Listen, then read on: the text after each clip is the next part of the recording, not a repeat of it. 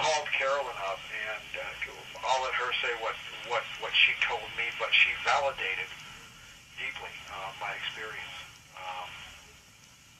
The last night before I came home, we moved to a small Marriott right next to Seattle Airport, and the energy, the matrix energy was so intense, it was like I was drowning.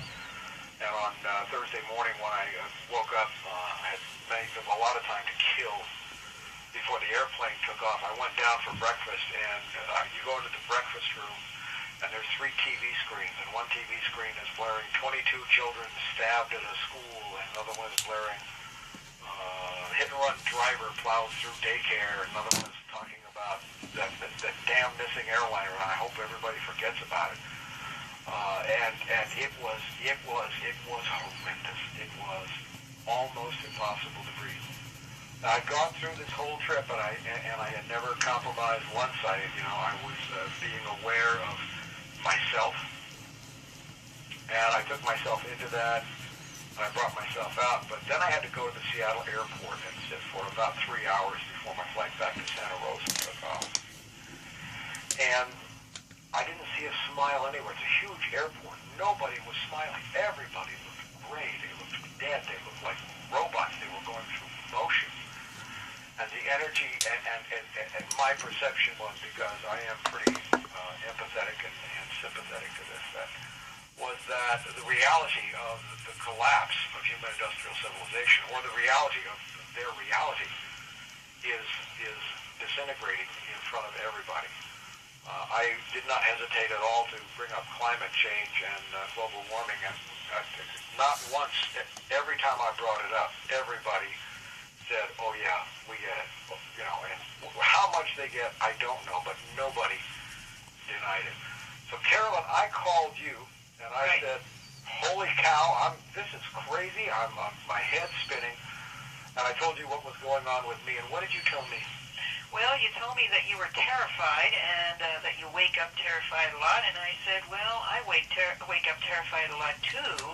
I think it's to be expected for what we're experiencing right now as human beings on the planet, and I can only imagine how the other species on the planet wake up every morning. But what I do, I told you what I do is the minute I wake up and I start feeling that terror, I start going into gratitude, what I'm thankful for today. That I've got my life, I've got my work, I've got my friends, and on and on and on. And then I do my meditation practice. And, I've got some tools that I use that are very helpful that I shared with you. So, this is to be expected. Yeah, so I'm cruising through this week, and I get back to my trailer and hook up with Jessie Ray and her son River, who just left to go up to Oregon yesterday, and I miss him already. And I started to breathe a little bit easier, but then I've become I've just been listening to friends, and there was an amazing post by Mimi Gurman of Radcast, who has been a guest on this show twice also, and she's standing by. And Mimi's post was I guess one of defiance, but it was also one that had some incredible insight in it, in that she said the Dark Ones have run a con. They've tried to conceal themselves in light, and it's fooling some people. And Mimi is a great warrior. So Mimi was aware of this also. Mimi, are you there? And welcome back to the show. I am, and I'm right here, and I am so glad to be talking with both of you and to all of the listeners out there right now. What a time we're in. Yeah. Yes. Okay, what was the essence of your insight? We know the issue is about paying many hundreds of dollars to send water from your local ocean to get it tested in what I consider to be a con game. But beyond that, your perception was much deeper about hypnosis. Mimi, tell us about that. Yeah, I was thinking about how some of our people who got in touch with me to try to tell me to stop talking about this, I was thinking, why would they try to have me stop talking about this, and thinking that the games that are being played right now are positive games for all of us, meaning that they'll have a positive outcome. And I'm thinking, these won't have a positive outcome. They're a farce. They're not a realistic thing. They're like a dream state, you know. And I started to think more about it and realized that, to me, many of us are in an incredibly hypnotic state right now. And the thing that created the hypnosis, what we would call the therapist is who I call the Khan. And the Khan is the great hypnotherapist. And the Khan is made up of, let's just say, BP, nuclear madness, fracking, the climate crisis, TV, corporate media, keep going, right? And all of that is the familiar. And the familiar is the Khan. And the longer that we stay in the familiar realm, the longer the Khan has its platform to continue the board game called the Khan. And we become the pieces on that board game because we live in the familiar rather than delve into what can be. All right, let me inject there. We're going to continue with this, but I wanted to ask Carolyn if there's a way to recognize when the meme or mother culture is working on you. Yeah, I think you could feel it in your body. And the more you study the alternative culture, the more you experience real community, and especially when you begin to experience real emotion and not push it away, then you're really much more in touch with what's real and what's not real, and you begin to recognize that and feel the discomfort in your body when you are around those memes or when they come in. Okay, Mimi, go ahead with where you were. Well, you know, back to this is the same thing. What Carolyn was just saying to me is that is the separation from the familiar into the self. And that's where I think we need to remember that we have to get back to. You know, we have to get back to, like I said in the Woodstock song, you know, we got to get back home. And home is into the individual at this point because we've become so much a part of groupthink and group thought. Nothing is individualized. There is no individual thought. So whatever they say, the capital they or the Khan says, we will do.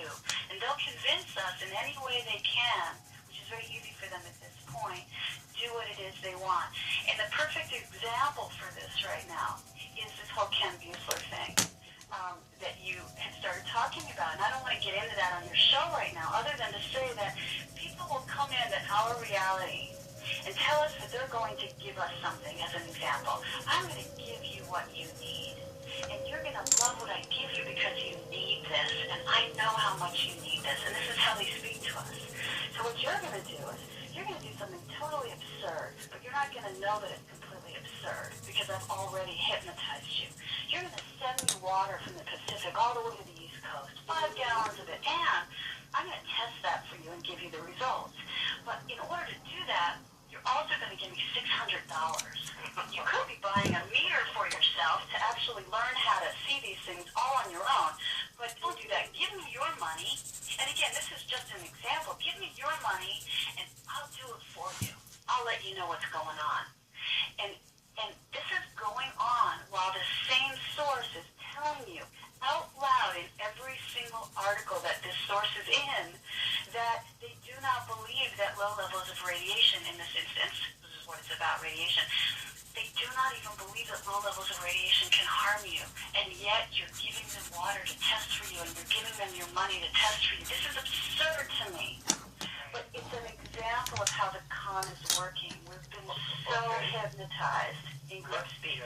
Let me toss this back to Carolyn because I'm very familiar with, of course, with Terence McKenna's work and so many great people's work on Eisler. Anyway, this is the whole concept of authority, and Terence McKenna's singular point, or one of his most powerful, was there is no other authority but your own experience.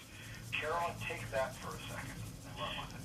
Well, I don't know that I can say anything more than Mimi has said about the core, the inner core, and that the more we are in touch with the inner core, and this is what all of my work is about, the more we are in touch with the greater self inside of ourselves, the more grounded we are, the more sense of clear direction we have, and the less susceptible we are to these cons, to these memes that would hypnotize us and, make us fall into the lockstep of the culture.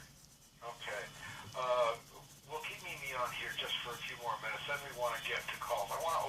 lines tonight, because what happened for me as I was going through this week, and then I talked to Carolyn and I saw Mimi, is I started checking around with a number of people whose names we all know, many of whom have been guests on this show, and all of them said, man, it's getting harder, it's getting tougher. So everybody acknowledged, and I went out of my way to make a point, because when I talked to Carolyn, it was a lifesaver for me to recognize, to understand that someone else understood exactly what I was going through and felt the same way.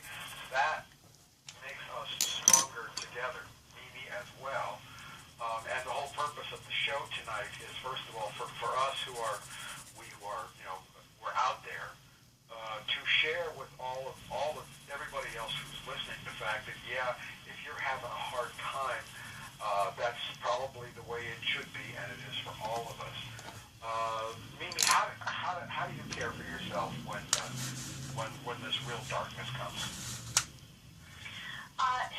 In a few ways.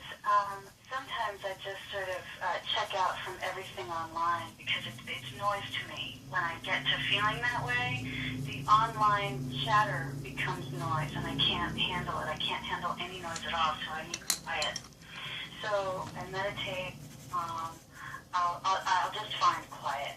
Sometimes I have to reach out to the people I trust the most, and like you, Michael, I'll call you and say, I just need to know that you're there and that we are on this island together, because someone who I thought was on this island, I realized isn't on this island. It kind of freaks me out, that the changes are coming so quickly and the hypnosis is happening so vastly that I feel more and more and more alone. But I remember what's to come. I remember where I'm going after all of this. And I don't mean death. I mean whatever that is next. And I actually look forward to that. I don't look forward to people suffering in the now. That's the thing that eats me up. Yes. But I do look forward to the next place that we can all get to together if we can wake up, or at least those of us who are awake can, we'll see what happens. Yeah, okay. That's what I think about. Excellent. Mimi, I want to thank you so much for calling in.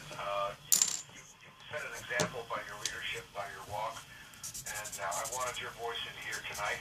I'm going to let you go. Then Carol and I are going to take it for a few minutes, and then we're going to play a song. But the lines will be open after we play a song. 888-874-4888. 888-874-4888 to talk to me or Carolyn Baker. I'm hoping a lot of the Facebook stalwarts will call in tonight so that we can hear from each other as a family, and let's see what we can do to make each other feel better. And Thank you so much for calling. Thank you, Carolyn. Thank you, Michael. I'll be listening on this end. God bless. Okay, Carolyn, so I think we've kind of set the stage here. Yeah, we sort of have.